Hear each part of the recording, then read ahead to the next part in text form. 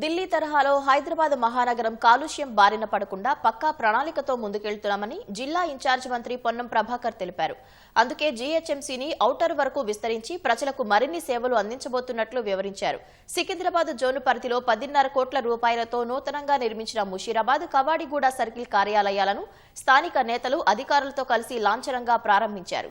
ఈ సందర్భంగా తెలంగాణ దళిత ఐక్య వేదిక ప్రతినిధులు ఆందోళనకు దిగారు. జీహెచ్ఎంసీ ఎన్నికల్లో ఎస్సీలకు దక్కాల్సిన 15% వాటా దక్కేలా చూడాలని నిరసన వ్యక్తం చేశారు. మంత్రిని కలిసి వినతి పత్రం అందజేశారు.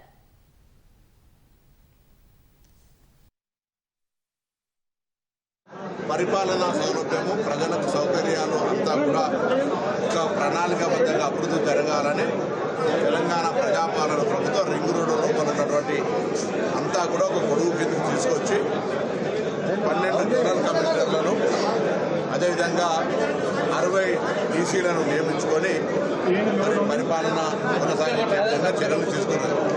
దాంతో పాటుగా అనుసంధానంగా ఏర్పాటు చేసుకొని ప్రజలకు ఎక్కడ ఇబ్బంది ఉండేటటువంటి ఆలోచన చేస్తాం.